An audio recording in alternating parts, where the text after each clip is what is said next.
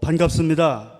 저는 토론사회를 담당할 충주학 연구소장 이성호입니다. 인사드리겠습니다. 앉아서 진행을 하겠습니다. 먼저 여러 가지 바쁜 일도 많으실 텐데 이 자리에 끝까지 함께해 주신 시민 여러분들께 진심으로 감사하다는 말씀을 드리겠습니다. 우리가 이 세미나나 또는 학술 발표회장에 가보면 종합 토론 시간에 보면 청중들은 다 돌아가시고 발표자와 토론자만 남아서 하는 경우가 허다합니다. 그런데 이렇게 끝까지 경청해 주시고 잘해 주신 시민 여러분께 정말 다시 한번 감사하다는 말씀을 올리겠습니다. 사실 제가 토론 경험이 그렇게 많지 않습니다.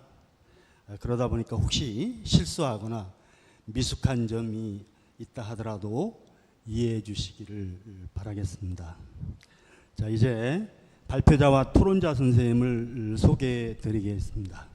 먼저 이 단상에 함께하지 못했습니다마는 기조 강연을 해주신 장준식 국어문화재연구원 이사장님께도 감사의 말씀을 드리겠습니다.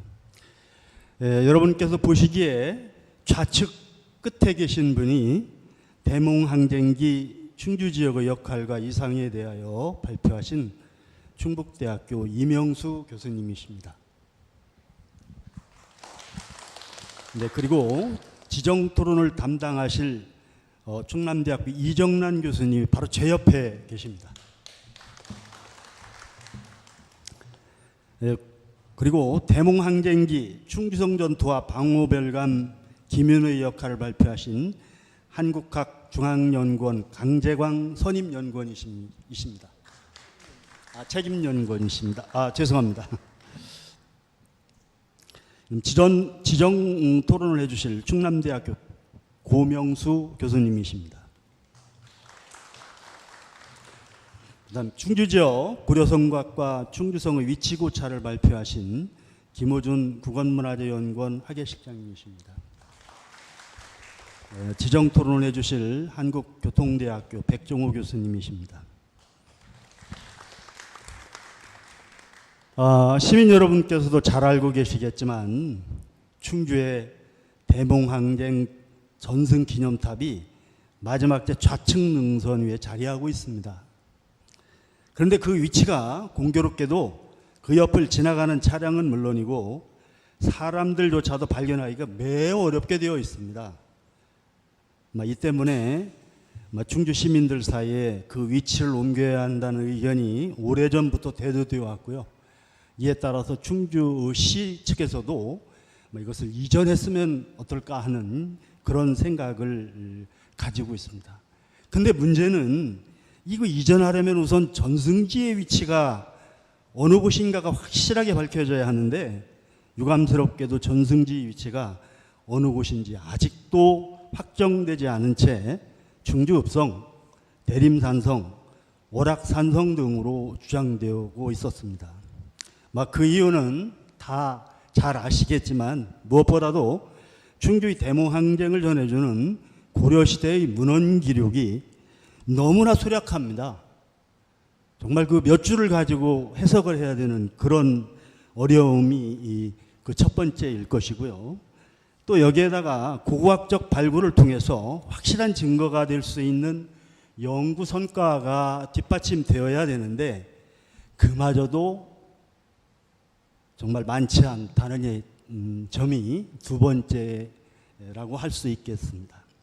사실 오늘 학술대회를 열게 된 까닭도 바로 이러한 이유 때문이었던 것이고 오늘 충주의 대몽항쟁과 충주성 전투라고 하는 아젠다 속에서 세 가지 주제 발표가 있었습니다. 이제 종합토론에 앞서서 토론을 원활하게 진행하기 위해서 제가 토론 시간을 제한하지 않을 수 없게 되었습니다.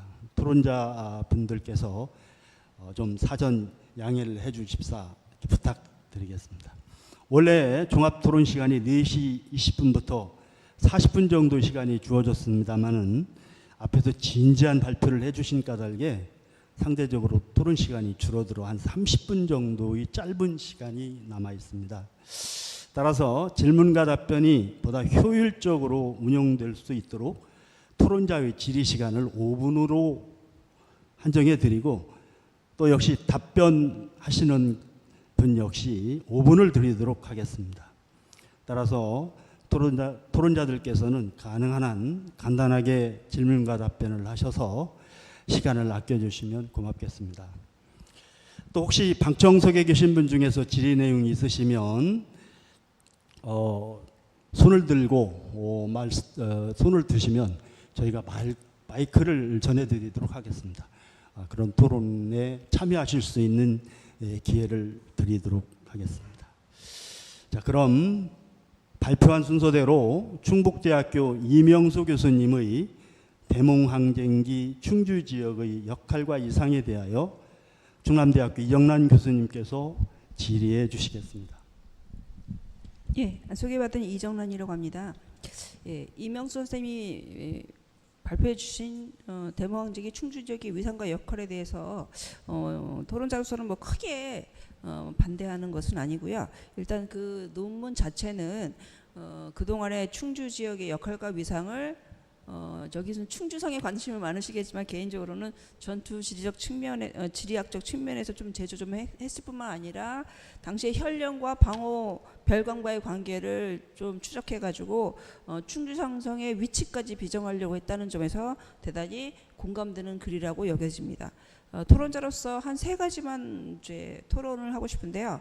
첫 번째로는 1차 여몽 전쟁에서의 충주 역할에 대한 천착이 좀 필요하지 않는가. 저는 이 논문에서 가장 재밌었던 것은 충주가 몽골이 이제 경상도를 찾아가는 길목에서 굉장히 중요한 역할을 했는데 왜 2차, 3차, 4차 이때는 안 했는가? 이거 분석한 것이 제일 재밌었거든요. 그래서 그 역할은 당연히 1차 때 문제가 생겨서 충주 관노에 반란이라고 했던 그 반란 때문에 오히려 역할을 하지 못했다가 한참 지난 뒤에 역할을 하기 시작했다라고 했던 것이 되게 좋은 분석이라고 여겨지는데요. 그렇다고 한다면 개인적으로 1차 때 대몽황제 때의 충주 역할도 조망해 볼 필요가 있지 않은가.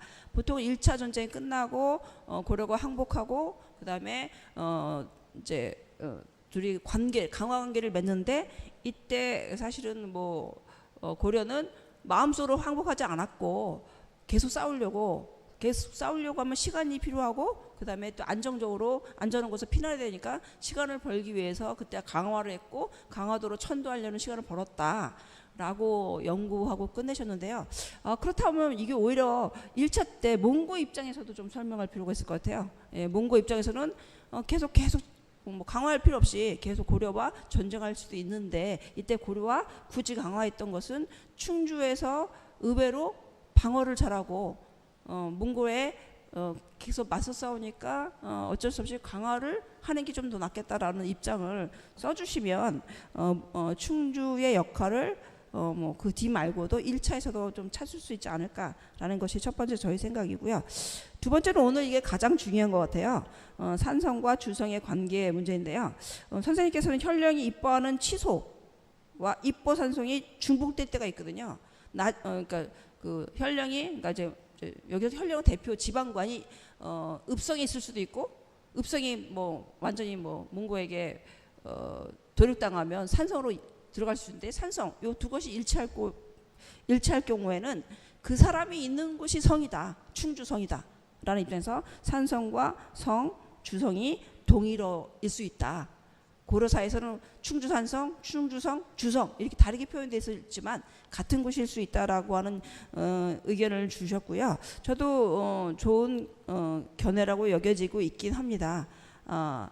전쟁기 취소라는 것은 그러니까 그 지방관이 있는 곳은 움직일 수밖에 없잖아요. 취소의 유동성을 포착했다는 점에서 수긍되는 견해라고 여겨지고 있긴 합니다. 그러나 개인적으로는 충주산성을 충주성으로 줄인다든지 뭐 그죠? 충주성으로 여기 둘이 산성과 충주성의 관계는 좀 이해가 되지만 꼭 주성은 아니고 제가 썼던 의미는 주는 이제 주제의 의미는 지방관이 있는 곳 것을 있는 곳만이 충주성이다라고 하는 것에 동의할 수 있을까라는 생각이 좀 듭니다.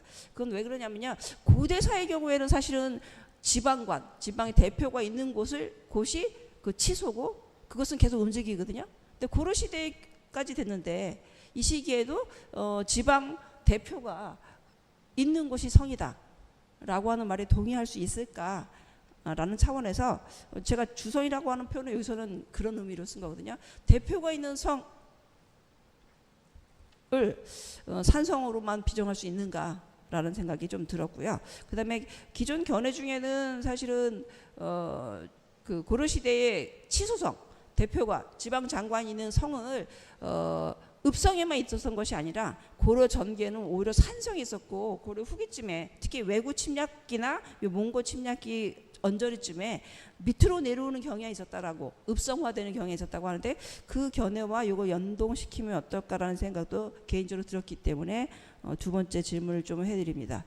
그다음에 세 번째로는 다인철소의 속현을 승격하는 문제에서 다인철소의 경우에는 혈령이 그러니까 철소에서 현으로 승격됐는데 그 현에 혈령이 임명된 기록이 없다.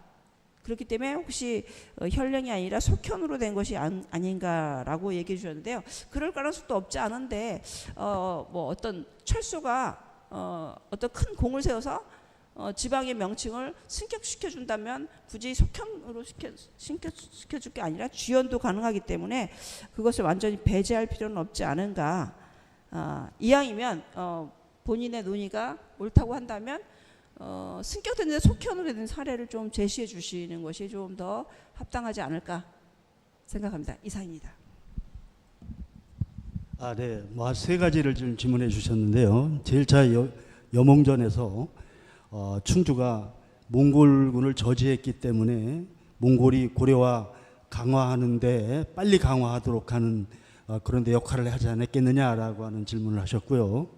그다음에 주성을 산성으로 비정하는 데는 좀 논리적인 보강이 더 있어야 되지 않겠느냐 그런 말씀도 있으셨고, 다인철소가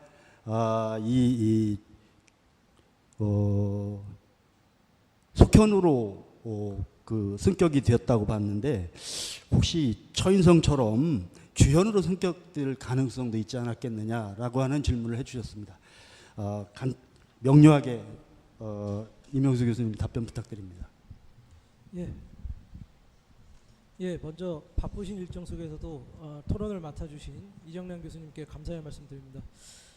짧게 답변 드리겠습니다. 1번 같은 경우에는 제1차 침입에서 충주에서의 몽골군 저지가 이제 강화에 영향을 미쳤다면 당연히 이 충주의 전략적 가치라든지 역할이 더 커질 것입니다. 다만 이제 사료를 봤을 때 이 개경 근처에 몽골군이 육박한 상황에서 12월 1일에 정확히 11월 1일에 고려 정부에서 먼저 몽골에 강화 제의를 하고요. 그래서 11월 1일부터 5일 사이에 사신이 오고 가는 정황이 보입니다. 그리고 그 다음인 12월 6일에 몽골군이 광주, 충주, 청주로 향한다라고 하는 기사가 있기 때문에 어떤 그 시간 순서로 봤을 때는 이 몽골군 저지가 이 강화에 뭐 적극적인 어떤 영향을 미쳤다라고 보기에는 시간 순서상 좀 그 인과관계가 맞지 않는 부분이 좀 있습니다. 그리고 2번 같은 경우에는 제가 이제 3월 초에 이 논문을 발표를 의뢰받고 쓰다 보니 지금 뭐 몇 개월밖에 안 되는 기간에 이제 글을 쓰다 보니까 논리와 설명이 좀 빈약한 부분이 있습니다. 그래서 이제 말씀하신 대로 이제 좀 많은 사례들이 보충이 돼서 이제 논리를 보강하는 식으로 이제 수정을 해야 될 것 같고요. 근데 이제 제가 여러 가지 사료를 봤는데 실제 이 시기에 주성으로 등장하는 성들이 있습니다. 예를 들면 고려사에도 죽주성이라고 나옵니다만 그 죽주성에서 방어별감 송문주가 이 귀주에서의 싸움을 경험을 바탕으로 이 몽골군을 물리치는 기사가 있습니다. 근데 그 성은 오로지 고려사에는 죽주성으로만 나오는데 신증 동국여지승남을 보면 죽주산성이라고 명확하게 기록이 되어 있습니다. 그래서 주성과 어떤 산성과의 어떤 그 상호 호환이라고 해야 될까요? 그런 사례가 다른 사례에서도 계속 나오고 있거든요. 또 양근성 같은 경우도 양근성도 이제 양평에 있는 이제 함항성으로 이제 비정을 하는 경우가 있는데 실제 이제 양근성도 거의 지금 산성으로 보고 있습니다. 또 이제 가깝게는 이제 괴주성이 있습니다. 괴산에 있는 성이라고 해서 괴주성인데 괴주성은 아직 읍성에 대한 연구가 잘 이루어지지 않은 상황이고 성 밑에 몽골군이 육박했다라고 하는 그런 기록들도 있어서 그 역시 주성이라고 되어 있지만 역시 산성이 아닐까로 그 정황상 그렇게 보여지는 것들이 있습니다. 그래서 이제 말씀하신 부분은 이제 사례를 제가 좀 더 보강을 해서 이 논리를 좀 탄탄하게 그렇게 갖추어 나가도록 하겠습니다. 그리고 이제 치수성과 관련해서는 이제 뭐 고려 시대에는 읍성이라는 용어를 안 쓰고 치수성이라는 용어를 썼습니다. 사실 이제 읍성이라고 쓰는 거는 좀 부적절한데요. 그 대중 발표기 때문에 제가 이해를 돕기 위해서 일단 읍성이라는 말을 썼습니다. 그 치수성의 경우에는 제가 이제 청주 지역을 연구를 하고 있는데요. 아마 충주 지역도 비슷하지 않을까 그렇게 생각을 합니다. 왜냐하면 서원경이라든지 중원경 모두 이제 통일신라 시대부터 건설되었던 그런 성이기 때문에 그 청주 지역 같은 경우에도 처음에는 치수성이 산성으로 보고서 주변에 있는 산성으로 그 서원경을 많이 비정을 했었습니다. 그런데 최근에 이제 예전에는 개발하지 못했던 원도심 지역을 개발하게 되면서 시내에서 통일신라 시대의 어떤 그 축성의 흔적들이 많이 나오고 있어요. 방형 구조로 오히려 도시를 계획했다라고 하는 것들이 지금 밝혀지고 있고요.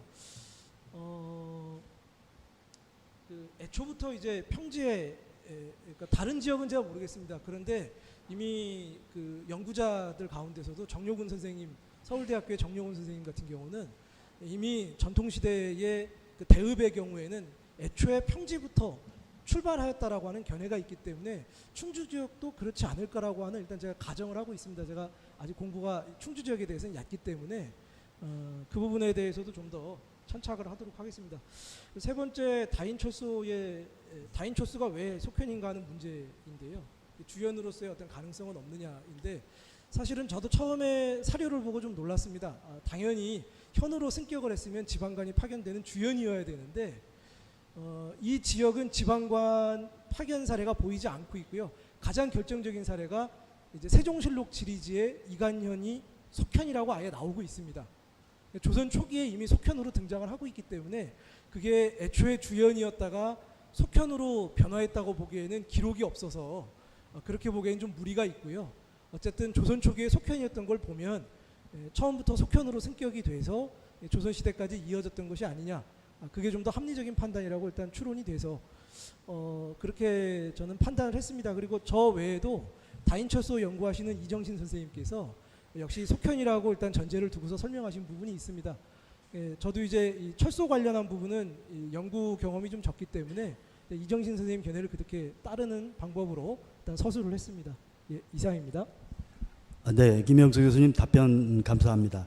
혹시 제가 한 가지만 좀 질문을 드려도 괜찮을지 모르겠습니다. 네. 49쪽을 보시면 7번째 줄에 제1차 침입기간인 1231년에 발생한 노군 잠요별초의 항전은 입보 전략이 실시되지 않았고 방호별감이 파견되기 이전이라서 읍성을 전장으로 비정하더라도 무방할 것이다 라고 말씀을 하셨는데 저는 이 부분에 대해서 약간 의문을 갖고 있습니다.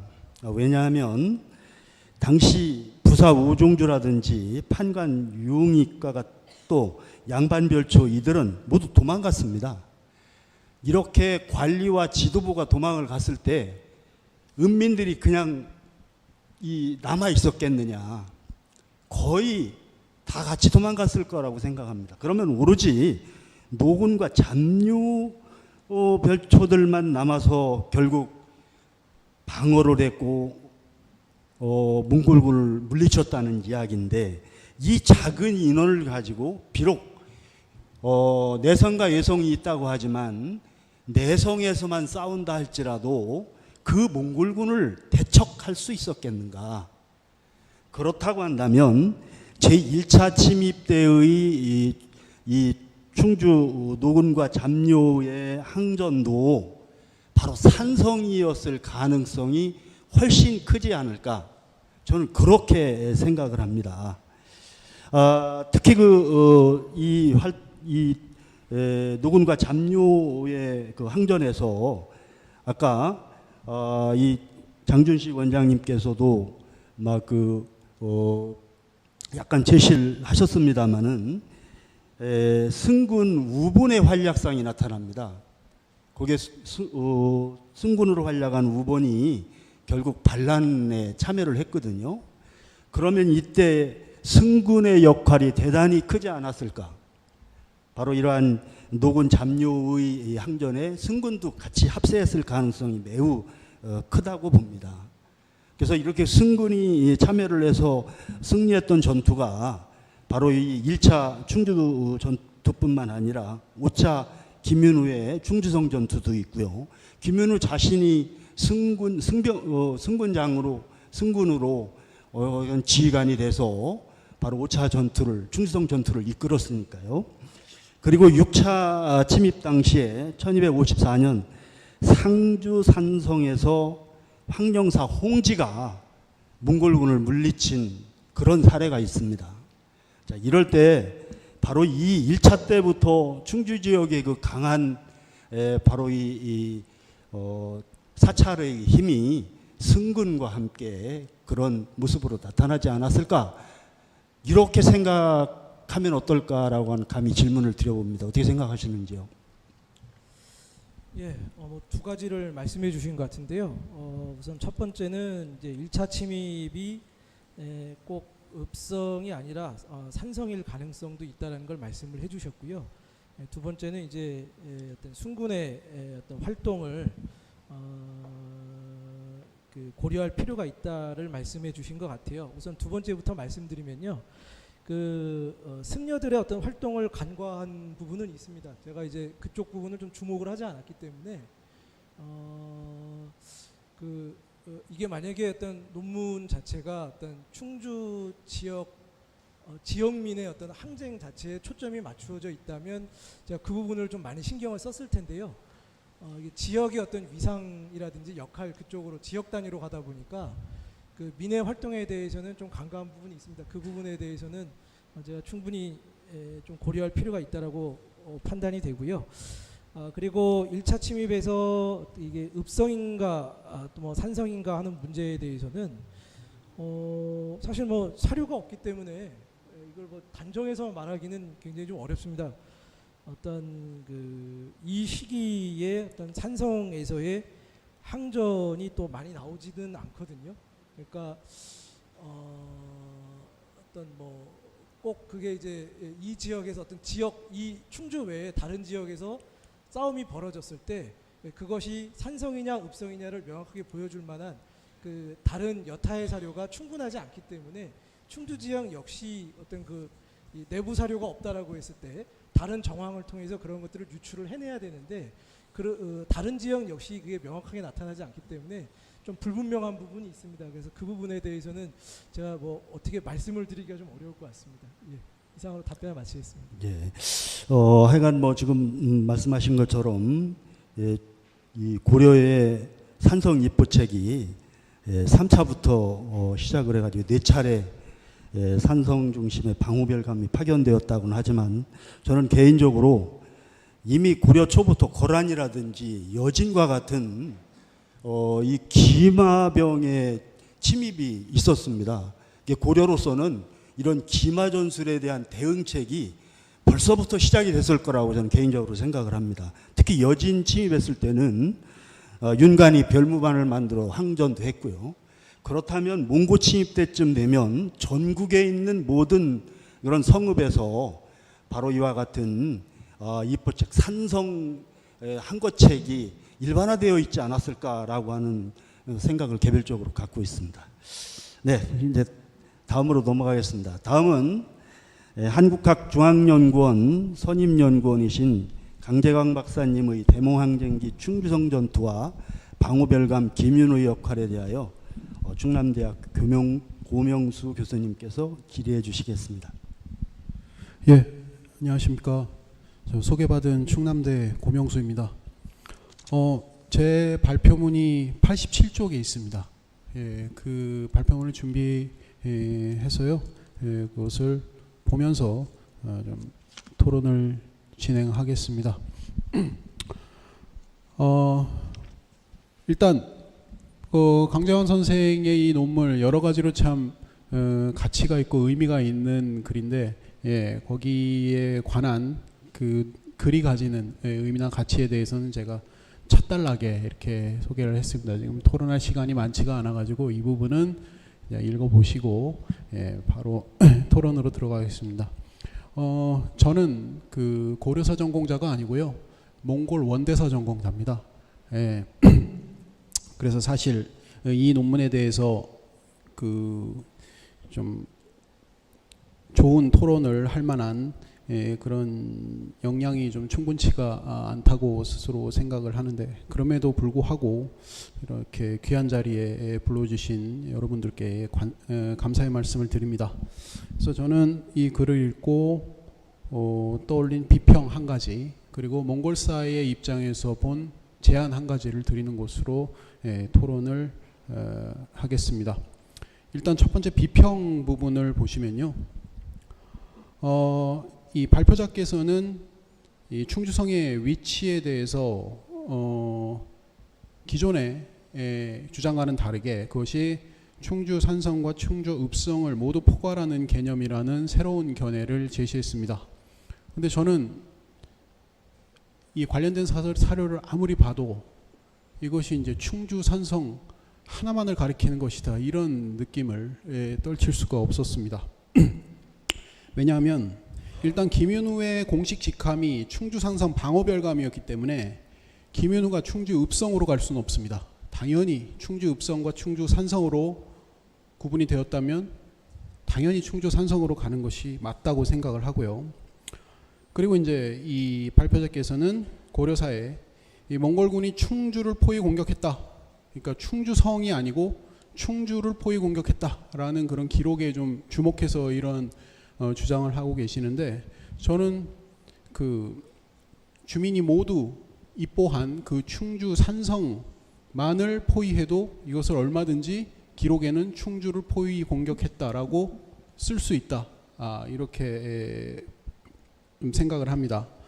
그리고 그 관련 기록을 좀 살펴보면 이 김윤우전에 보면은 그 몽골군이 주성을 포위해서 70일간 그 포위를 풀지 않았다, 이런 기록이 있는데, 김윤우가 있는 곳이 충주 산성이기 때문에 그 충주 산성을 주성으로 불렀다는 것을 알 수가 있고요. 이현전을 봐도 동일한 내용이 있습니다. 충주성을 공격했으나 70여일이 지나도록 함락시키지 못했다. 70여일이라는 표현이 그대로 나오거든요. 이건 당연히 김윤우가 있는 충주 산성을 가리키는 것이다. 그러면 충주 산성을 주성으로도 부르고 충주성이라도 불렀다라는 것을 알 수가 있습니다. 그리고 이 고려사 고종 40년 12월 초에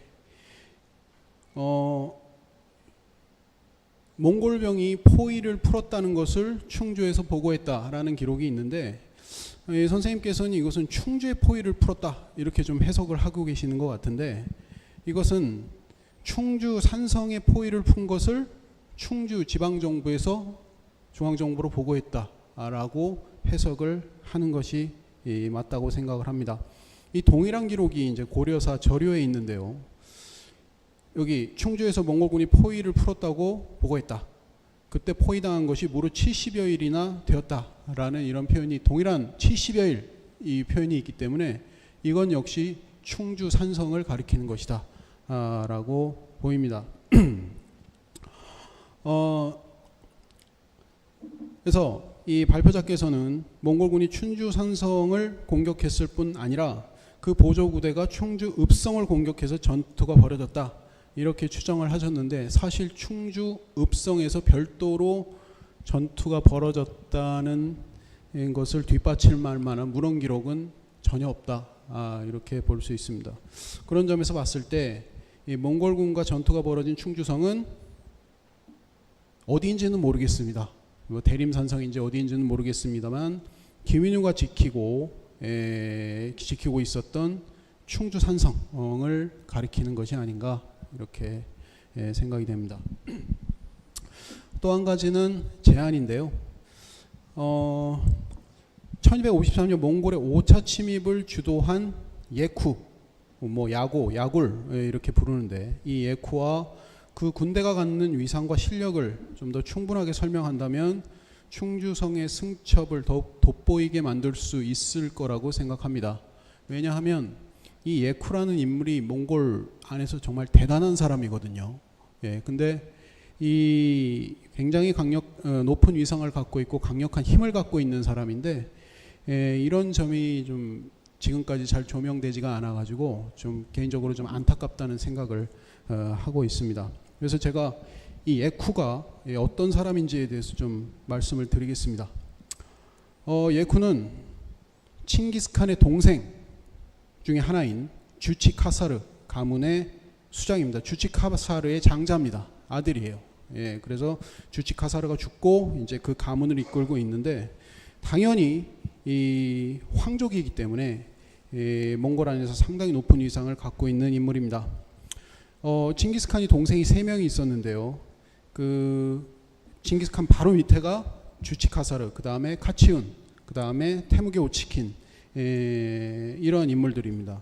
그래서 이들의 가문을 통상 이제 동방사망가, 동방제왕, 동도제왕, 이렇게 부르는데, 이들이 이제 근거 지역이 몽골의 동쪽, 지금의 만주 쪽에 근거하면서 강력한 군사력을 기반으로 아주 막강한 세력을 형성하고 있었습니다. 그래서 이들은 항상 몽골의 어떤 중요한 일이 있을 때마다 함께 움직였어요. 개별적으로 움직인 게 아니라 하나로 연합해가지고 그 강력한 힘을 유지하면서 그 활동을 하면서 몽골의 어떤 정세에 상당히 큰 영향을 미쳤습니다.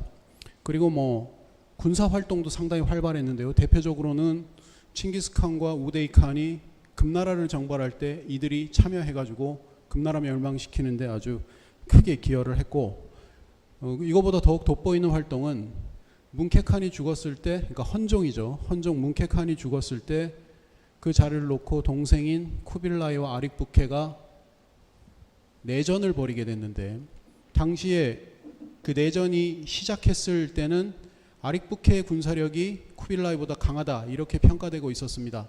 그때 이제 이 동방사망가가 쿠빌라이를 지원을 하면서 아릭부케의 강력한 기마 군대를 격퇴하는데 아주 크게 공을 세웠습니다. 그래서 그런 점에서 봤을 때는 이 동방사망가의 군대가 그야말로 몽골 안에서도 아주 최강의 군사력을 갖고 있다, 이렇게 평가해도 무방하다고 생각을 합니다. 그리고 이때는 주치카사르 가문만 참가한 게 아니고, 이 고려사에는 안 나오지만 원사 본기에 보면은 이 예쿠가 작전을 수행하다가 타가차르와 불화가 생겨가지고 그의 군대를 습격했다라는 그런 기록이 있습니다. 그래서 이 타가차르가 누구냐? 그 동방사망가의 하나인 테무게 오치긴의 가문, 타가차르가 그 테무게 오치긴 가문의 수장입니다.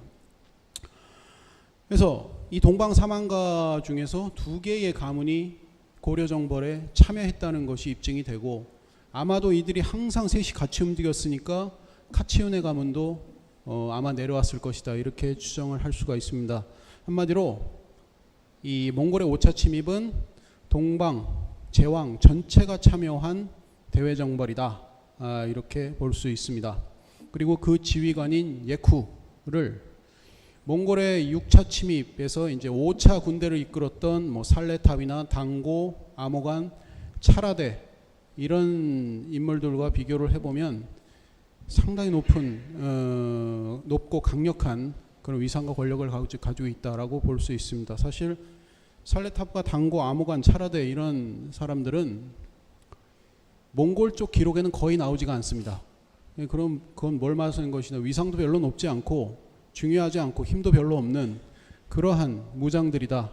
그렇기 때문에 고려에 이끌고 온 몽골 군대도 그다지 강력한 군대는 아니다. 몽골의 입장에서 봤을 때 그렇게 볼 수 있는데, 이때 예쿠의 군대는 다릅니다. 이들과 비교했을 때 소위 클래스가 다르다. 요즘 이런 표현을 하는데 그런 강력한 그런 인물과 군대가 내려왔기 때문에 이때 몽골의 5차 침입 때 고려는 대몽황제 역사상 가장 강력한 군대를 상대한 것이다. 이렇게 볼 수가 있고요. 그렇기 때문에 이러한 강력한 군대를 격퇴한 충주선전투는 30년 대몽황쟁에서 가장 돋보이는 승첩이다. 이렇게 평가할 수가 있겠습니다. 예, 네. 이상 마치겠습니다. 네, 한국학중앙연구원 책임연구원이신 강재강 박사님이 주장하신 아마 처음으로 주장하신 것 같아요.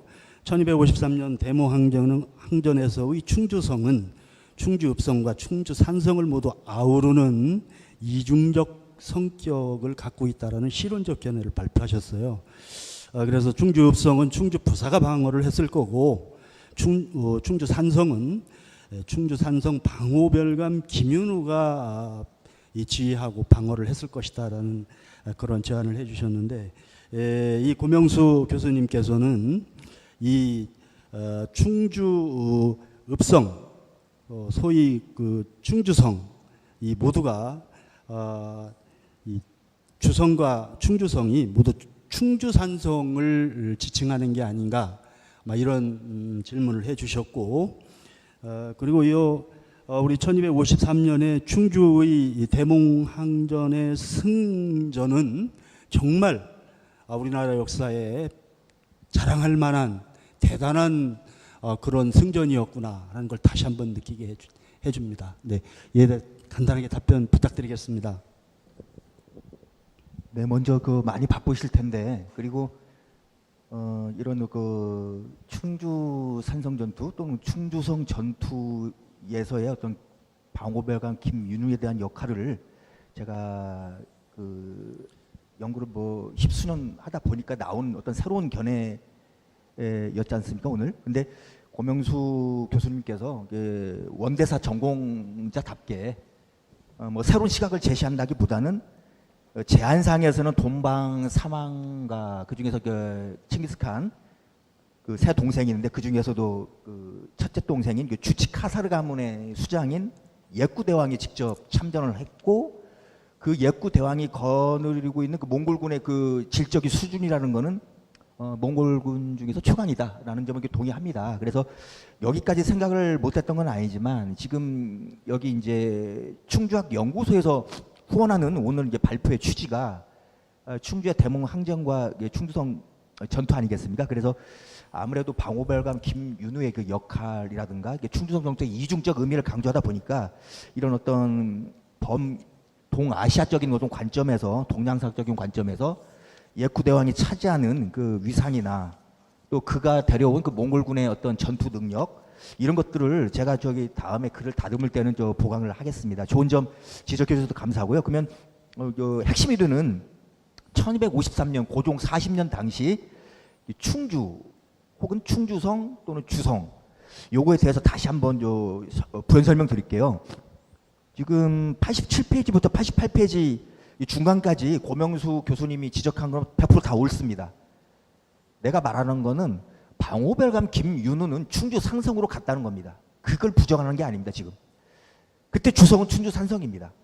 그럼에도 불구하고 그 이후에 3년 후에 나타나는 고려사 사료에 의하면 그때 그러니까 고종 40년의 주성과 고종 43년의 주성이 또 다른 맥락이 있거든요. 근데 이때 주성은 충주 산성 이렇게 볼 수 있고요. 그렇다고 해서 충주 읍성에서 전투가 아예 없었느냐, 단언 못합니다. 사료에 안 나올 뿐입니다. 저는 아마도 있었을 거라고 봅니다. 예를 들면 예구의 본대가 또 누구하고 해서 충주성을 때리고 있다면, 충주 산성을, 충주 읍성 쪽은 탑차라나 누군가가 이게 한다든지 해서 주력 부대, 보조 부대를 나눠가지고 동시에 공격을 했을 것 같은데요. 근데 차라되는 그런 전략을 쓰지 않았어요. 3년 후에 충주 읍성으로 생각되는 아까 이제 읍성이라고 하지 말고 또 이명수 박사도 옆에 있지만은 이제 치소성 하라고 하는데, 어쨌든 간에 그때 3년 후에 차라대의 본영이 총 공격한 거는 주성으로 나오고 그거는 충주 읍성으로 보인다는 거죠. 이때는 주성이 충주성이고 충주산성인데 아마 고로서 찬자도 헷갈려서 그랬는지 몰라도 헷갈리지는 않았을 거예요. 고로서 찬자가 이럴 때는 그 주성이 산성이고 이럴 때는 읍성이고 아마 알고 썼을 텐데 명확하게 하지 않았다는 거고, 이때의 그 주성이라고 함은 물론 이제 견해가 이제 김호준 박사님은 또 이제 이따 이야기를 다룰 수는 있는데, 이때 충주성 이꼴 충주산성은 동의를 하고 고명수 교수님의 견해를 100% 다 동의하고, 내가 말하는 거는 1253년 고종 40년 당시에도 몽골군 전체가 그 예고 휘하, 그리고 저 여기 보니까 여기 이제 타가차르 그분이 데려온 몽골군이 있었을 텐데 전부 다 충주 산성만 공격하고 충주 읍성은 비어뒀겠는가라는 겁니다. 왜냐하면 3년 후에 1256년 고종 43년에 보면은 몽골군이 그때 4월이죠. 4월에 그 주성을 도륙을 해버리거든요. 주성을 도륙한다는 게 몇 번 안 나옵니다. 춘주성을 도륙했다. 그리고 춘주성을 도륙했다. 그리고 여기는 그냥 주성입니다. 주성. 충주성으로도 안 나옵니다. 그냥 주성을 도륙하고 바로 어디로 가? 충주상성을 공격했더니 거기에 있는 관리와 노약자들이 두려워해서 성을 이제 방어하기가 좀 어려웠나 봐요. 왜냐하면은 아까도 저 이야기했지만 그 옆에 계신 김호준 박사 이야기했지만 그 충주도 순문사 한추라는 분이 나오고 그분이 아산 그게 아주 해도에 있더라고요. 그 충주 백성들 끌고 갔다는 설이 있고, 그게 아니라 거기서 충주도는 이제 충청도의 그 옥이다라고 보는 교수님도 많이 계십니다. 근데 어쨌든 간에 만약에 그 전자라면 그 충주 읍성에 있는 일부 그 지휘부하고 별초군을 아주 해도를 빼낸 거죠. 충주도 순문사 한추가. 그런 해석도 가능하거든요, 역으로. 근데 그 많은 이제 한국 학자들이 민족주의자가 많기 때문에 거기서 충주주가 아니라 충청도다. 충청도 순문사 자격으로 한슈가 갔고, 충청도 지역의 주요 이제 방어가 불리하니까 몽골군에게 함락당할 것 같으니까 주요한 어떤 읍성에 있는 그런 어떤 치소성 주치에 있는 그런 관리와 별초군, 핵심 참모 집단을 그 아주 해도로 뺀 거라고 많이 봐요. 근데 그게 아닐 수도 있다는 겁니다. 그러면은 충주 읍성의 방어력은 현저히 낮아져 있었을 거고 함락당하기 딱 좋은 거죠. 몽골군이 그걸 캐치하고 있었을 테고 1256년 그러니까 고종 43년에는 그 산성을 공격하는 게 아니고 먼저 읍성부터 도륙 내놓고 모든 병력을 모아가지고 도륙 내놓고 또 모든 병력을 모아가지고 산성을 공격하니 그때 산성이 이제 대림산성을 보이기는 하거든요. 거기 있던 분들이 이제 관리도 있고 노약자가 있어서 방어를 못하니까 그 오락신사로 올라간다고요. 근데 이제 아까 말했듯이 이제 우박도 내리고 비도 오고 이렇게 해가지고 몽골군이 이제 진격을 포기했죠. 대림산성에 있던 분들이 월악산성으로 2차 피난을 간 겁니다. 이렇게 봐야 더 논리적이지 않을까. 이때의 주성과 그때의 주성은 다르다는 거예요.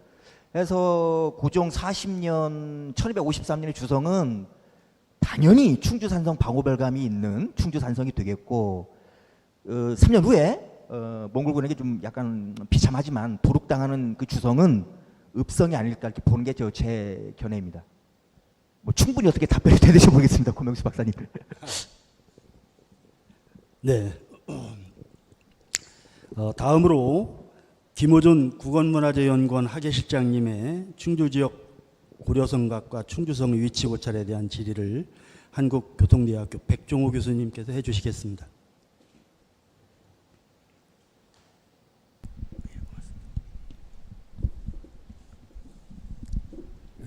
예, 이번 그 충주 지역 고려 성곽과 충주성의 위치 고찰에 대해서 토론을 맡은 한국교통대학교의 백종호입니다.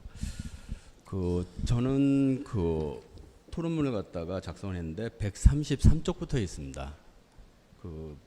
뭐 내용은 좀 전에 그 발표를 통해서 다 이야기해 주셨기 때문에 간략하게만 말씀드리면서 토론을 진행하고자 합니다. 문제는 그거죠. 남산성, 그 다음에 대림산성, 월악산성, 이 중에 하나 김윤우의 충주성 전투를 갖다가 이야기할 수 있는 명확한 산성으로 비정하자. 근데 저는 결론적으로 말씀드렸을 때 제가 그동안 충주 지역 및 충북 지역, 그 다음에 서울 경기 지역에 있는 산성들을 돌아본 바로는 현재 비정되고 있는 산성들에 대해선 큰 가망성이 없다고 생각합니다. 그 이유는 첫 번째, 위치 비정이 잘못됐어요. 두 번째, 고고학적이지 않습니다. 그러면 고고학적이라는 것은 무엇이냐 하면요, 그 당시에 유물이 나와줘야 되거든요. 남산성 말씀드렸죠. 통일신라 시대까지 유물이 많이 나오고 있어요. 대림산성이요, 남할 여초기를 거쳐서 고려 전기까지만 나오고 있습니다. 월악산성이요, 고험처에 있는 건 맞습니다. 하지만 충주민이 월악산까지 입보하기에는 상당히 먼 거리라는 것이죠. 그래서 저희들은 이러한 충주성의 위치에 대해서 그동안 간과했기 때문에 바로 오늘 학술대에서도 이곳이냐 저곳이냐 서로 이렇게 위치 비정이 다르게 나오고 역시 제설만 만들어내게 되는 것입니다. 그 김윤우 하게 되면은 1232년에 천인성 전투가 있었죠. 그 다음에 그 1253년에 충주성 전투가 있어요. 무려 21년이 지났습니다. 처음에는 승려로 참여했지만 나중에는 충주산성 방어 별감으로 참여했어요. 승려로 참여한 다음에 21년 동안 정규군으로서 역할을 한 것이에요. 그럼 그만큼 준비가 돼 있었겠죠. 자, 그러면은 충주성을 찾으려면 어떻게 되냐 하면요, 어렵지 않습니다. 원형 모델을 찾으면 돼요. 그 원형 모델은 무엇이다? 축성에 있어서의 원형 모델은 중앙에 있는 거예요. 바로 개경에 있는 산성들의 축성 방법을 갖다가 그대로 적용할 수밖에 없겠죠. 중앙의 축성술이 지방에 그대로 이입되는 거니까요. 자, 그럼 이러한 부분들을 가지고도 충분히 충주성 비정 문제는 접근할 수 있다고 생각합니다. 하지만 여기서는 제가 제 견해를 갖다 밝히는 자리가 아니라 그 토론자로서의 역할을 갖다 수행해야 되기 때문에 제 질문 몇 가지를 좀 말씀드리도록 하겠습니다. 김호준 박사의 학위 논문은 대몽항쟁기 축성입니다. 그리고 입보예요. 그러면은 그것을 하나의 키워드로 정리했을 때는 바로 험산대성이라고 합니다. 고려 전시기를 거쳐서 북방민족들이 지속적으로 침입하는데 바로 그러한 요새로서 방어시설로서는 역시 험산대성으로 응축될 수가 있습니다. 그래서 첫 번째 질문은 험산대성에 관한 것이고요. 두 번째도 마찬가지입니다. 그리고 이제 세 번째 질문은 고려시대 성곽을 우리가 문헌 속에선 봤는데 그것이 실제 유적으로 비정이 가능한가 했을 때는 뭐 동학성이라든지 봉현성에 대한 것들도 상당히 아직까지는 추후에 심도 높은 고찰이 필요하다. 그리고 이제 네 번째로는 다중환호에 관한 문제입니다. 남한여 초기에 도랑을 둘러친 그러한 방어시설물들이 이렇게 세워지거든요. 근데 그때는 주로 농업 생산력에 의존했던 거예요. 근데 그것이 위치하는 곳들이 요도천변에 위치하고 있습니다. 그럼 요도천변하게 되면은 우리나라에서 가장 많은 철산지들이 있는 곳이죠. 삼국시대 때부터 시작해서 조선시대 때까지. 물론 다인철소까지 있습니다. 이후 이간현으로 승격을 하죠. 그러면 다인철소에도 그러한 방어시설물이 있었을 텐데 그 남한여 초기와 비슷한 다중환의 시설이 이렇게 이어지지 않을까 하는 부분에 대한 것입니다. 그 다음에 다섯 번째로는 충주 읍성에 대한 현재까지의 고고학적 상황을 말씀해 주셨는데 과연 그러한 발굴 결과를 갖다가 우리가 이야기하는 충주성, 충주산성과 결합시킬 수 있을까 했을 땐 역시 좀 유보적으로 우리가 신중해야 된다는 것입니다. 그리고 여섯 번째로는 충주성하고 충주산성을 발표자가 이렇게 비정하신 것에 대해서 저 나름대로의 생각을 결부시켰습니다. 자, 그럼 이런 것을 토대로 해서 제 첫 번째 질문은 이겁니다. 험산대성하면 높은 산에 올라가서 농성하는 거예요. 예. 자, 그러면은 농성을 하는데 왜 농성을 택할 수밖에 없느냐 하면요. 회전을 하면서 기마병을 갖다가 감당할 수가 없어요. 그러다 보니까 높은 곳에서 올라가는 것이거든요. 그래서 그 이전에는 이곳을 우리는 고험처라고 했습니다. 삼국시대 때부터 역시 고험처예요. 그럼 이 고험처의 가장 중요한 특징은 외부에서 진입하기 어려운 곳이죠. 그 형태가 완성된 것이 바로 고려 후기에 대몽항쟁기의 험산대성이 되는 겁니다.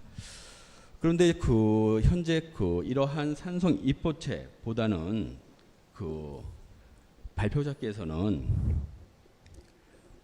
박사 논문에도 언급하신 내용인데 지금 현재 비정하는 것은 읍성으로 비정을 하고 있어요. 그래서 왜 이런 결론이 이렇게 나오는지 거기에 대한 그 나름대로의 견해를 말씀해 주시고요.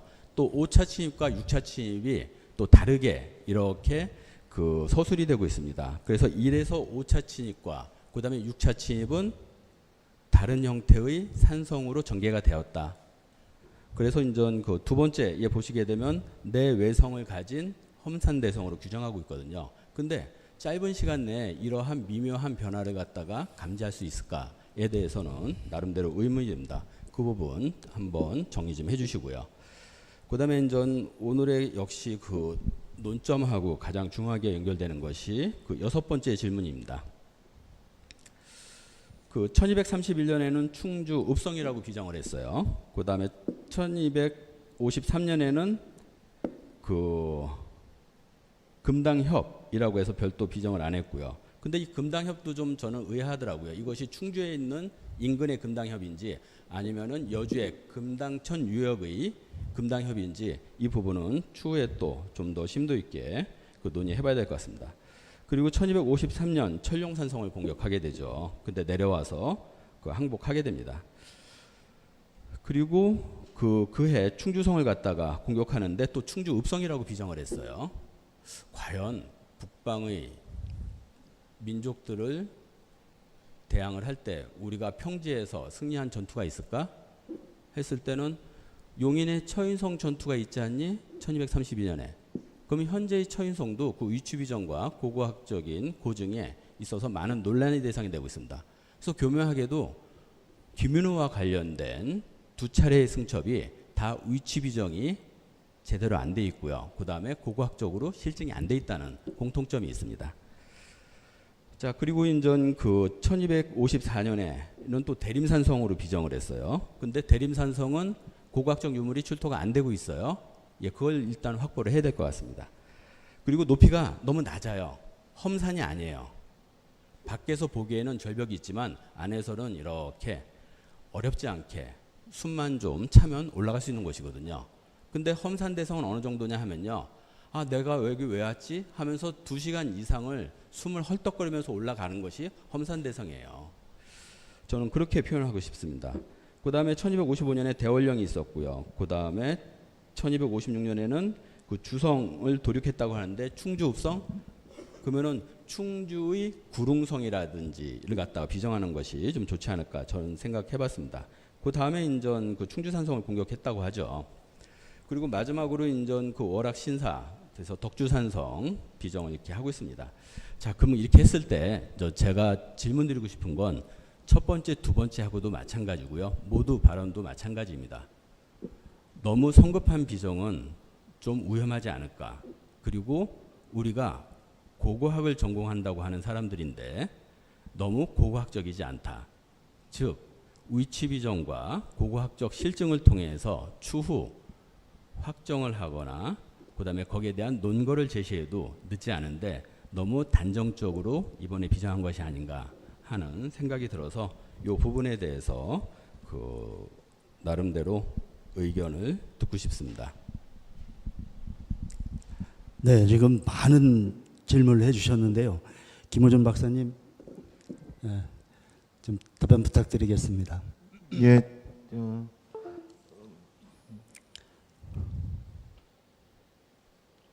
7장에 걸치는 질문을 해주셨는데 다 저한테 그 도움을 주신 고마운 격려로 생각하겠습니다. 일단 그 험산대성 관련된 부분은 뒤에서 설명하겠고요.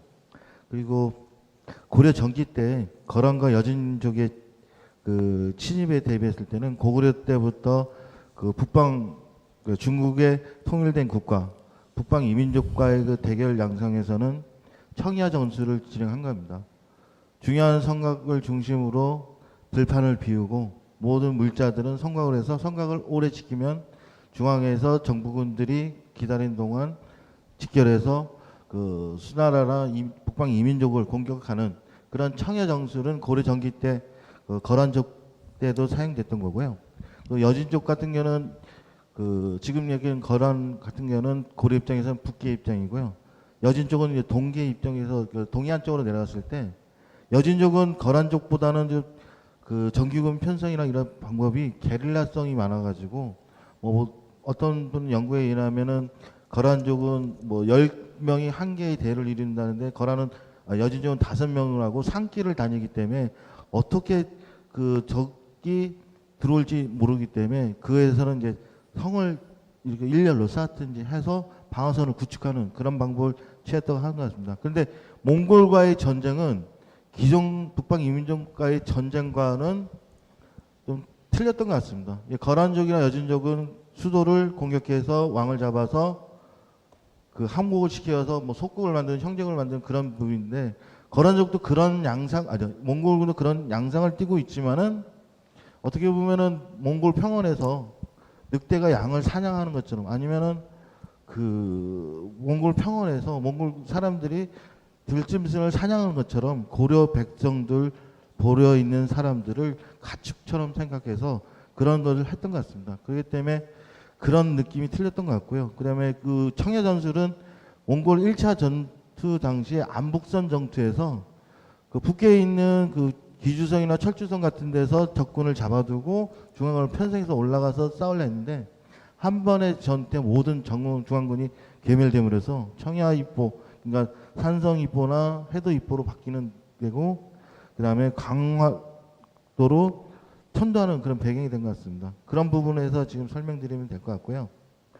그리고 지금 137페이지 충주성, 충주산성 위치 비전 관련돼 가지고 그 첫 번째 그 충주 읍성 관련됐을 때 1차 전쟁 당시에 몽골의 주력 병들은 광주산성 일대, 그러니까 북계에 있는 주요 성곽들, 그다음에 광주산성에서 이세화에 의해 가지고 격퇴되었지만 광주산성을 공격했던 것 같습니다. 그리고 뭐 1차 전쟁 당시에 충주성에 얼마나 많은 병사가 왔는데 기록은 없지만은 어떻게 보면은 그 방어를 했던 사람들이 별초군, 어떻게 보면은 그 양반 별초들이 존재했던 거는 몽골군의 그 공격을 했던 인원이 그렇게 많지 않았던 걸 느껴지고요. 그리고 당시 입보라는 개념 속에서 뭐 전반적인 거는 뭐 얘기할 수는 없지만은 산성이나 그런 데 올라갈 수 있는 사람들은 그렇게 그 노비 별초나 그 신분이 낮았던 사람은 못 갔던 것 같습니다. 왜 성곽을 둘러싸고 그 안에 생활하고 식량을 갔을 때 그를 방비할 수 있는 병사와 이 부분이 한정되어 있기 때문에 산성에 입보하는 것일 때 그 입보에 대한 대상이 그렇게 그 주변에 있는 모든 우리가 있는 다인철소나 노비 별초들을 포함할 수 있는 그런 건 아닌 것 같습니다. 뭐 2차 전쟁 김윤호 당시에 천인성 관련돼서도 광주 산성이나 그 큰 산성에서는 어떻게 보면은 갈 수 있었지만은 처인부국에 있는 사람들이 그 둘레 400m도 안 되는 조그만 나지막한 토성에 그 승려들에 의해 가지고 보호받는 그런 상을 보면은 산성에 올라갈 수 있는 사람이 뭐 기록에는 노약자나 뭐 이런 사람이라 얘기했지만은 그런 분들도 신분상 위에 있는 사람 같고요. 그 뭐 건너뛰어서 지금 마지막 그 금강성 전투 끝나가지고 피난민 3,000명이 강원도 고성에서 금강산에 내려와서 개경까지 걸어갑니다. 그러면서 그 거의 굶어 죽는 사람이 많은데 왕의 신하들이 나가서 그분들을 마중할 정도로 산성에 입보할 수 있는 사람은 개인정보상은 상위 10% 이내에 있는 귀족과 귀족 관련되어 있는 사람 위에는 산성 입보가 안 되기 때문에 그 사람들이 갈 수 있는 곳, 방어할 수 있는 곳을 찾아야 되는 것 같고요. 그 다음에 두 번째 같은 경우는 충주성 관련돼서 김윤호가 충주성을 70여 개 쓸 때 충주성이 충주산성일 개연성이 뭐 충주산성 방어변경도 있겠지만은 이 김윤호라는 게 기록이 너무 빈약하기 때문에 이 김윤호가 우리가 생각하는 뭐 우리가 판단하는 대로 움직였던 사람이었으면 이런 승리를 할 수 없었던 것 같습니다. 그래서 아까 강정환 선생님이 말했던 이 충주성은 충주읍성과 충주성 산성 대림산성을 아우르는 것 같고요. 그 A-5번 차라대군이 충주산성을 공격했으나 물리쳤을 때 저희 대림산성 얘기했는데 대림산성을 제가 그 두 차례 조사했을 때 우리가 얘기는 그 고려시대 때 그 청자인데 상가만한 백자 편들이 많이 확인되고 12세기 그 기아 편들이 많이 납니다. 이런 걸 봤을 때 대몽항쟁기 관련돼서 충주산성에서 뭐 제의를 지낼 수도 있지만은 제의를 지는 정상부가 아닌 그 대궐터라든지 그런 부분에서 청자 고급 청변이 나왔던 거는 대림산성이 대몽항쟁기 때 사용됐던 건 당연한 것 같고요. 아까 얘기했던 입부민들이 그런 그 상감청자를 사용할 수 있는 그 상위 10% 정도는 표현이 좀 그렇지만은 주요 인물들이 있었던 걸 알 수 있고요. 그리고 지금 A-5번 충주산성을 공격했을 때 백 교수님이 그 대림산성 지었던 거는 그 당시 월악산성도 존재할 가능성에 대해서 고민하라는 것 같고요. 그 다음에 A-8번도 월악산성에 그 해라고 고민해보라고 좀 하신 건데, 뭐 저희가 지금 월악산성 관련돼서 지금 성곽 관련돼서 조사 부분이 15km 되는 부분에서 거의 뭐 조사 내용이 빈약하고 그렇기 때문에 이 부분에서는 좀 더 고민을 해보겠고요. 그렇기 때문에는 아까 말씀드렸던 질문했던 의도는 그렇게 됐고, 마지막으로 아까 제가 매진말에서 그 계명선과 남산을 이는 마지막 지에 있는 승첩비가 과연 어디 있으면 좋겠냐 했을 때 1차와 5차 취임 당시에 김윤호 관련돼서 승전을 했던 그곳은 지금 뭐 세 가지 학설에 있는 지금 고려시대 충주성, 지금 조선시대 충주 내성 그 일대를 포함하고 있는 충주성이 가능하기 때문에 그 안에서 해결하는 게 설치하는 게 바람직하다고 생각합니다. 이상으로 질문 마칩니다. 대답 마치겠습니다. 네. 김호준 박사님 답변 백 교수님 괜찮으시겠습니까? 지금까지 이 패널들의 질문과 토론이 있었습니다. 혹시 청중분들 중께서 궁금하신 점, 질문하실 점 있으시면 손 들고 질문해 주시기 바랍니다. 네, 전 충주학 연구소장. 네. 우선 저 백종호 교수님께 좀 여쭤보겠습니다. 대림산성 발굴이 됐나요? 지금 알기로는 한 30여 년 전인가 20여 년 전에 상명대학교에서 한번 지표조사했고요.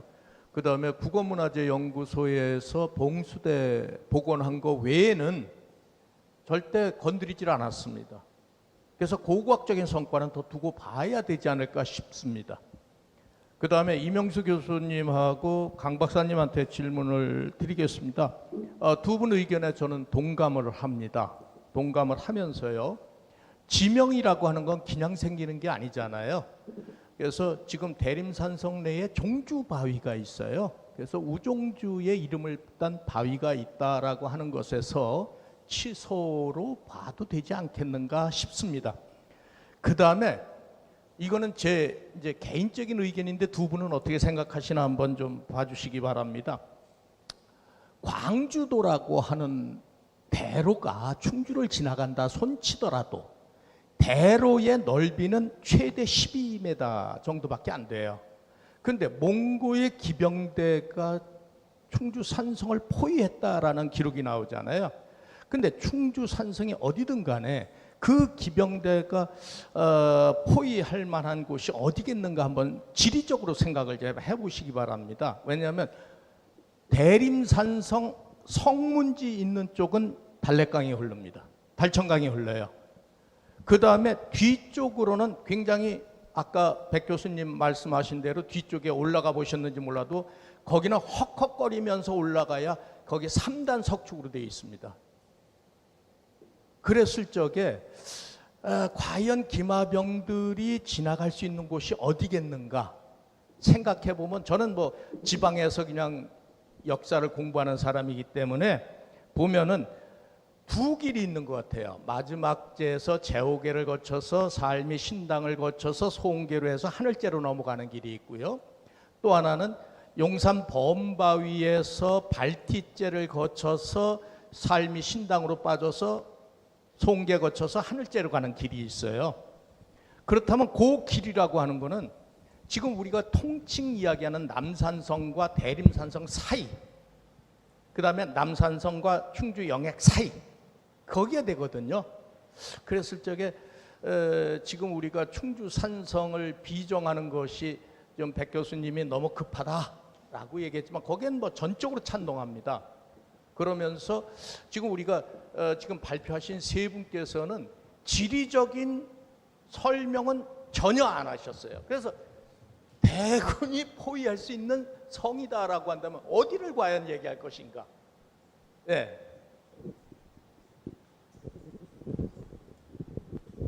예, 제가 몇 가지 답변 드리겠습니다. 우선 대림산성 관련해서는 그 주차장 부지인가 거길 또 발굴한 것으로 제가 알고 있습니다. 그래서 말씀하신 것보다 한 군데가 더 있는 것으로 알고 있고요. 그리고 종주바위 관련해서는 이제 종주바위와 그로 인한 종주바위가 있기 때문에 대림산성이 치소성일 수 있다라는 말씀을 하셨는데 그건 이제 구전설화인 부분인데요. 사실 그 우종주라고 하는 사람이 아까 제가 설명에 드렸듯이 몽골군이 쳐들어왔을 때 도망간 사람이기 때문에 훌륭한 사람이 아닙니다. 근데 그 사람의 이름을 딴 바위가 있다는 것도 저는 좀 와전되었을 가능성이 좀 있을 것 같고요. 그렇게 훌륭한 사람이 아닌데 어떤 그 사람의 이름을 딴 바위가 있고 그래서 거기를 치소성으로 봐야 된다는 건 좀 논리적으로는 좀 설명하기 좀 어려운 부분이 있는 것 같습니다. 그리고 이제 만약에 이제 대림산성일 경우에 기마 부대가 어떻게 포위를 하느냐라는 말씀을 하셨는데요. 그 포위라는 게 꼭 성벽 밑에를 둘러싸는 건 아닙니다. 그러니까 예를 들어서 이 충주산성을 공격했을 때 그 이전에 이제 춘주산성을 먼저 공격을 하는데요. 춘주산성을 공격하는 그런 상황을 보면 기마 부대지만 거기에도 보병이 있어서 그 성곽 주변에다가 목책을 쌓고 그 홀을 팝니다. 그래서 네. 그게 이제 바꿔서 말씀드리면 그 기병이 이제 넓은 곳에 야영을 하거나 또는 이제 범위 이제 넓게 이제 산재에 있으면서 포위를 했을 가능성도 있고요. 또 제가 대림산성을 제가 2번 가봤거든요.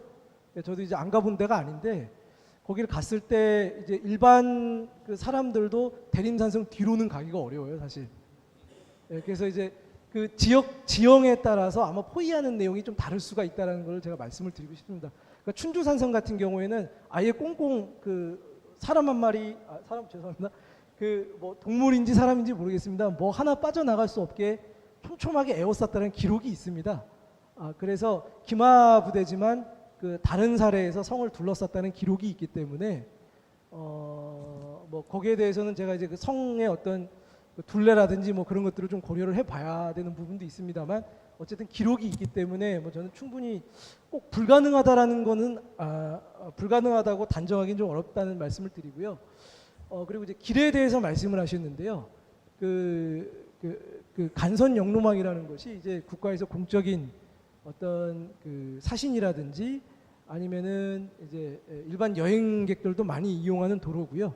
실제 그 고려시대인가요? 기록을 보면 그 대림산성 그 왼쪽 편에 보면 절이 하나 있습니다. 절벽 쪽에 그 절에 대한 기록이 나옵니다.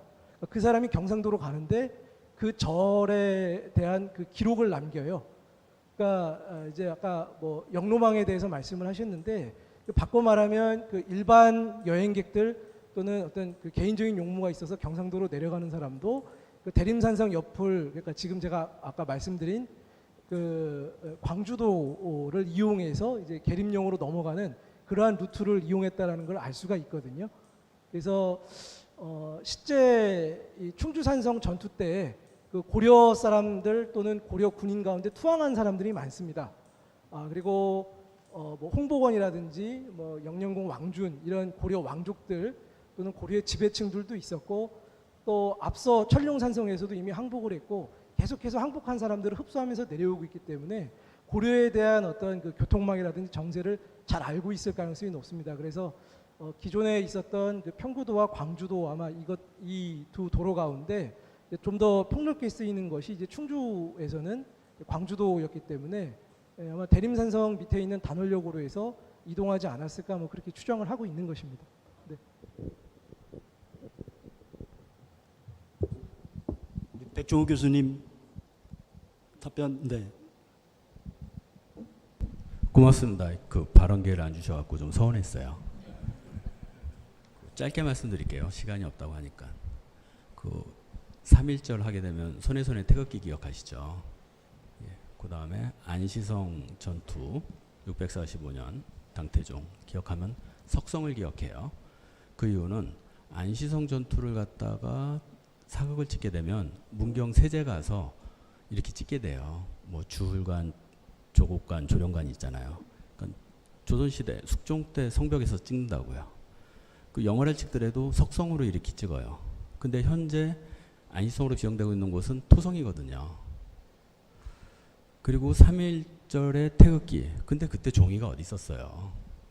다 맨손으로 이렇게 만세운동을 했잖아요. 이건 이제 허상이라고 하는데 이런 허상에 우리가 각인이 돼 있는 거예요. 그래서 지금도 그 1253년 대몽항쟁 승첩 기념비를 갖다 옮겨야 된다 안 옮겨야 된다 이야기가 나오잖아요. 그럼 세웠으면 그대로 두죠. 일단 확인될 때까지는 확정적인 곳이. 대림산성 앞에도 보면 주차장 부지에 벽화를 그려놨어요. 김윤우 승첩 벽화를. 똑같은 것 같습니다. 그래서 이런 부분들에 대해서 우리가 후손들한테 허상을 각인시키지 않으려면 철저한 고고학적 자료에 의해서 이렇게 인전 실증되고 비정되고 확정돼야 될 것 같습니다. 덧붙여서 말씀드리고 싶은 것은 산성이라고 하는 것은요. 쌓는 목적이 있잖아요. 그리고 주 방어 방향이 있습니다. 즉 입지가 있고요. 그 당시에 그 합당한 입지가 있고 그 다음에 주 방어 방향이 있습니다. 그리고 출토되는 유물들 축성법을 보게 되면은 대략적인 시기 비정이 가능하거든요. 그래서 너무 이곳이다 저곳이다 특정하지 말고 지금은 열어놓고선 조사가 굉장히 제한적으로 대림산성이 됐으면 좀 집중적으로도 장기적으로도 종합정비 기본계획을 세워서 추진하면 되는 거거든요. 그래서 허상에 사로잡히지 않고 실증이 가능한 그러한 자세가 인전 우리 충주 시민의 자세가 되어야 되지 않을까 해서 덧붙여 보았습니다. 네, 백종원 교수님 뭐 전적으로 그런 주장을 해주셨습니다. 지금 문헌에 정말 그 부족한 부분은 반드시 고고학적 발굴에 뒷받침이 돼야 된다. 강력하게 주장해 주셨는데 우리 김병무 전 소장님 답변 괜찮으십니까? 됐습니까? 자, 시간이 굉장히 많이 흘렀습니다. 딱 한 분만 더 혹시 질문하실 분 있으시면 기회를 드리겠습니다. 다행히 없으신 것 같네요. 네, 한 분이 계십니다. 갖다 드리시죠.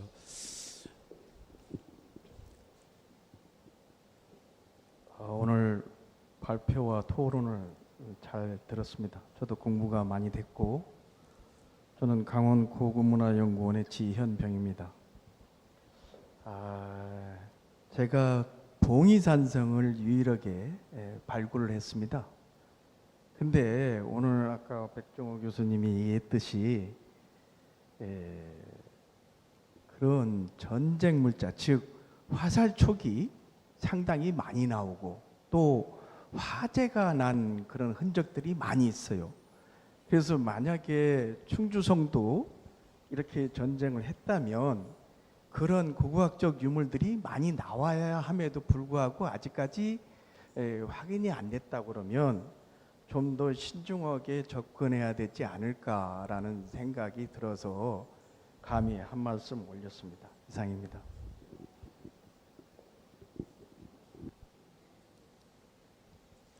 네, 이 질문에 어느 분이 답변을 해주시겠습니까?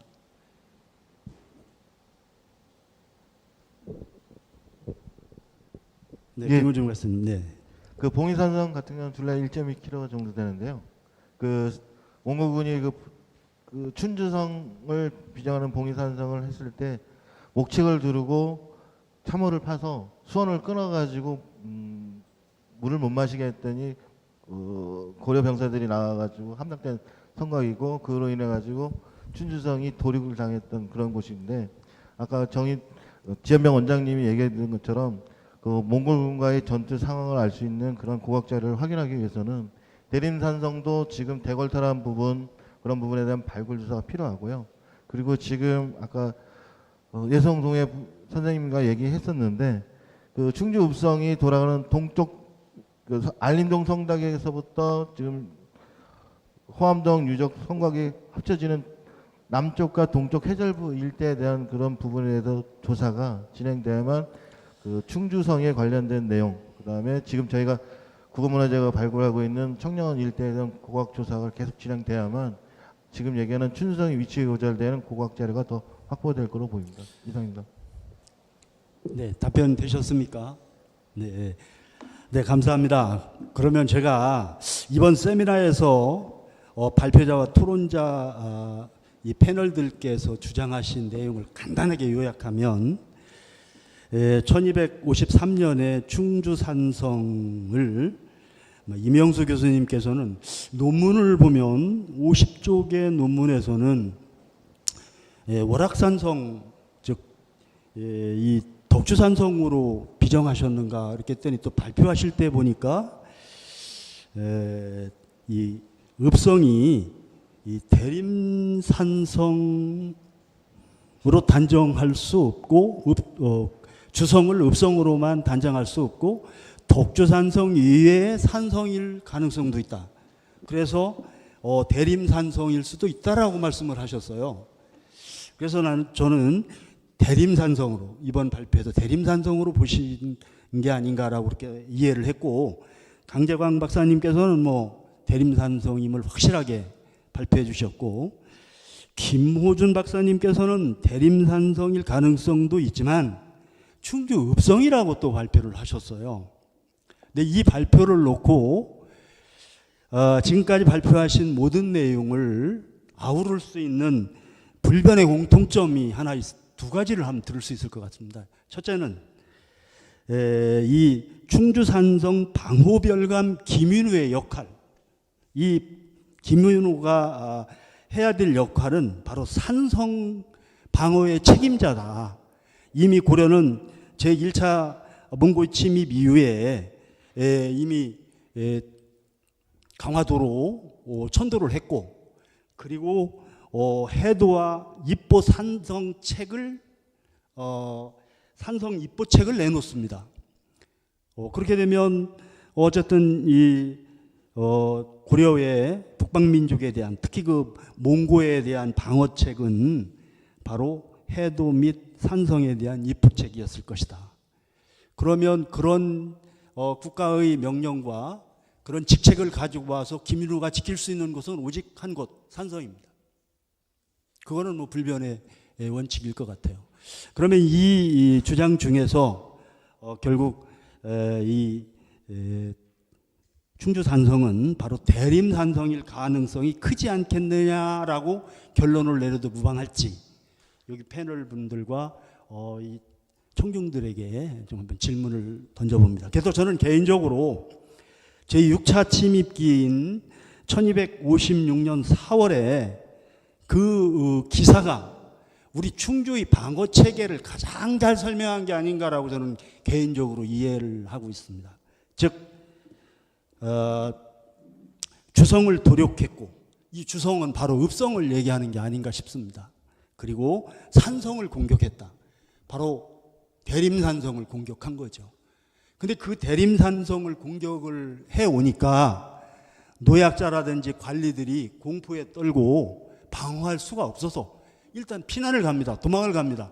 그게 바로 오락신사입니다. 바로 오락신사로 등했다라는 얘기는 올라갔다는 얘기거든요. 아까 말씀을 해주셨습니다마는 거의 800, 700, 600고지 이상의 그런 높은 그 산으로 올라가는 거죠.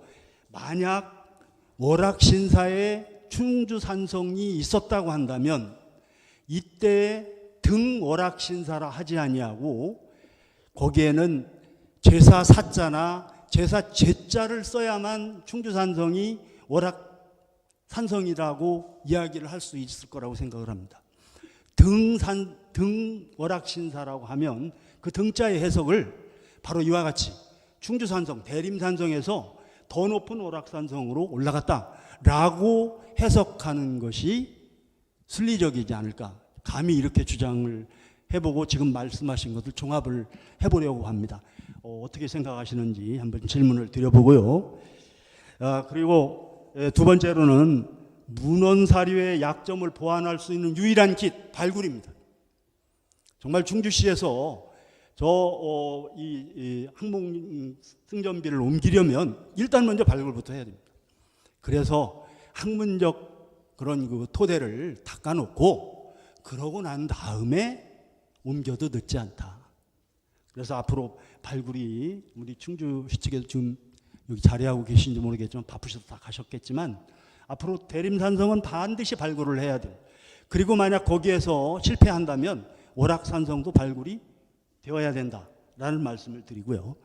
그리고 한 가지 더 하나 덧붙이고 싶은 것은 이번 주제에서 좀 멀어졌기 때문에 패널들과 같이 토론을 하지 못했지만 우리 기조강연에서 장준식 구원문화재 연구원 이사장님께서 제시하신 실론으로 제시하셨습니다마는 충주 지역 승군의 활약이 앞으로 우리가 연구해야 될 과제가 아닌가 이렇게 생각을 합니다. 이렇게 결론으로 해도 되겠습니까?